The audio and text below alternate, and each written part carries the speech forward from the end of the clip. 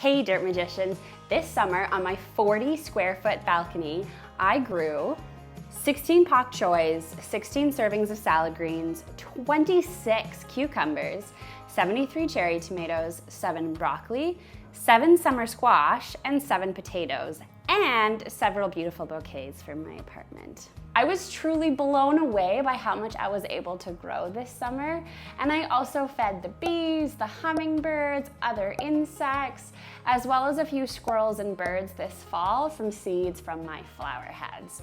And based on what I've learned this year, I think I could grow even more next year. So in this video, I'm going to show you how I converted this balcony into the beautiful vegetable garden that it was this summer. We'll also talk about plant care as it differs from a regular vegetable garden, so make sure to stay tuned till the end. All right, let's get into it.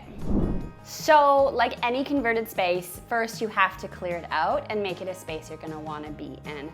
I really disliked this cement floors, so I did splurge a little bit on getting floor tiles, but man, it made such a difference for how cozy the space felt afterwards. So my next step, step 2, was assessing the sunlight on my balcony and prioritizing putting containers in the sunniest areas. This is significantly harder for a balcony than it is a regular garden bed because there's a roof. So the sun is never gonna be directly overhead. It's always gonna be coming in at an angle. So depending on the time of day, I'm always gonna have shade in different parts of the garden. I'm never going to get full sun.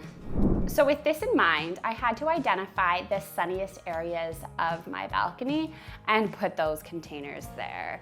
I ended up using a lot of vertical growing techniques just because the sun was usually on the second half of the balcony due to the fact that there's also a wall. So I would put shelving and put containers on top of the shelves. I also did a couple of fun things. I used a burlap sack that I grew really tall, and that's where I grew my potatoes in. And I put one little garden bed container that I had on top of a few old chairs to get it higher up above the wall so that more sunlight could hit it. The other thing I learned is that due to the sun always coming in at an angle, where the sun hit my balcony drastically changed between the spring,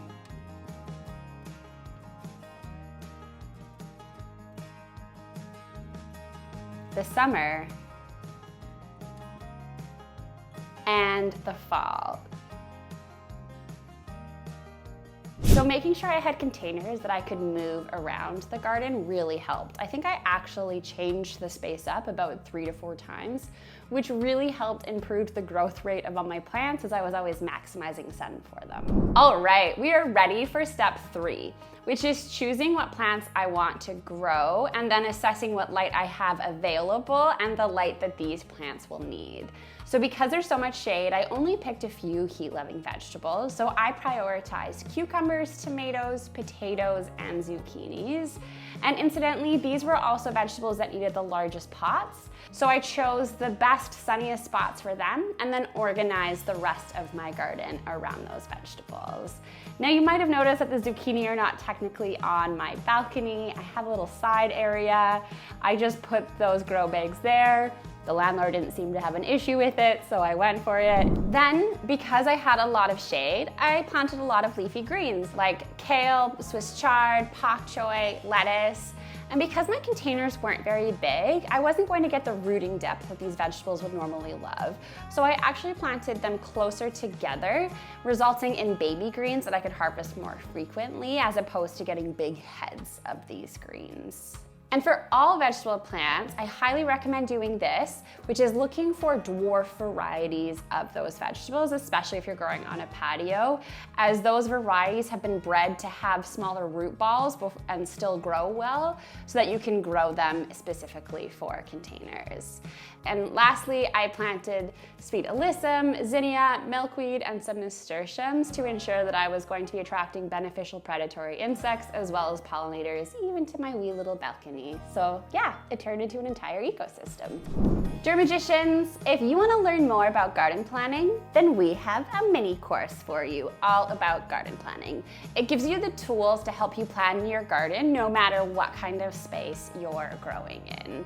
Not only will we give you templates for planning your garden, but we'll also explain the science and the growing requirements of different vegetables so you can make decisions like I did about where you should place your plants within the garden. So if you're interested, check in the description box below for a link to that mini course. All right, back to my patio garden and step 4. So step 4 was all about creating the containers for this space. So my goal with my patio garden was to do it as affordably as possible to show you how accessible a balcony garden can be, with of course the exception of my tiles, but I don't regret that purchase. So both the pots and the planters I actually got from Facebook Marketplace from the free section. Little hint here, gardeners are always giving away pots for either free or quite affordably. And then I also made some of my own containers. So I found a few free mop buckets and I drilled some holes along the bottom and the sides for drainage. I also got salad containers that I had bought salad in, and I put holes in those, and then that's how I grew my salad greens. And then lastly, I sourced a burlap sack from a coffee roaster. They're always giving those away for free. And that's how I grew my potatoes. Then for some of my bigger plants, I actually used grow bags. Dee gifted me a 5-pack and it was only $25, and that includes 5 grow bags, each 5 gallons each. So those are great for patios. We've linked the Lumox grow bags that we like in the description box below. And this brings us to step 5, which is adding soil. So the first soil that I purchased was actually not great. It was quite woody, which made it really dense, meaning that the root growth was not very great as it couldn't break through a lot of those wood chips. So I switched to a potting mix specifically meant for vegetables. My new personal favorite is the Pro Mix vegetable mix, but let us know in the comments what your favorite potting mix is. So when sourcing for a potting mix in your area, I like to look for one that is what is called OMRI certified, and that just means that it's organic. And then I like to add a little bit more perlite, as drainage is key for container growing. You do not want a waterlogged soil. Then I fill my containers about 2/3 up with the potting mix. But then I like to add a compost with a minimum of 2% nitrogen to ensure that there's nutrients going into that soil. And another nutrient I like to add is the like button if you're gaining value from this video. It may not help the plants grow, but it does help and support our channel. And then an additional thing I learned this year that I added to my soil was a straw mulch to help retain more water so that I didn't have to water as frequently. And we've linked the one that we like in the description box below. All right, so my garden is planned, it's mapped out, the containers have been added, the soil's been added. So all there's left to do is plant. Now, I highly recommend starting seeds indoors, and the reason for this is you can actually triple the amount that you're growing.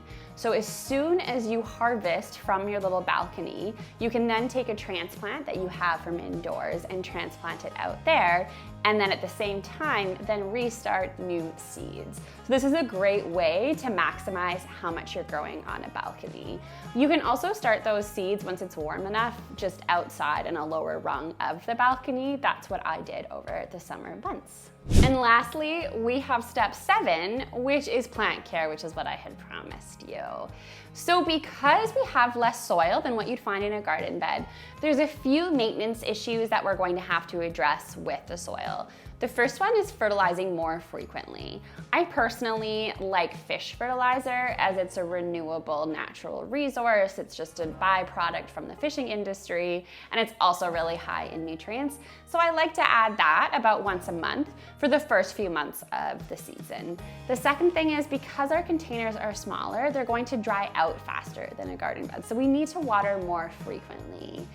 And there's an additional caveat to that, which is that the smaller the container, the faster it's going to dry out. So when you're checking whether or not you need to water, you need to make sure that you are using the smaller containers as your sort of measurement for watering.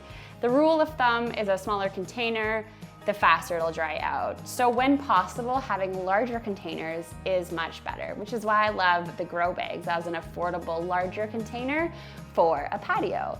If you want to learn more about how to use grow bags, the positives and the negatives of them, then check out our review that we made here, and we'll see you next time.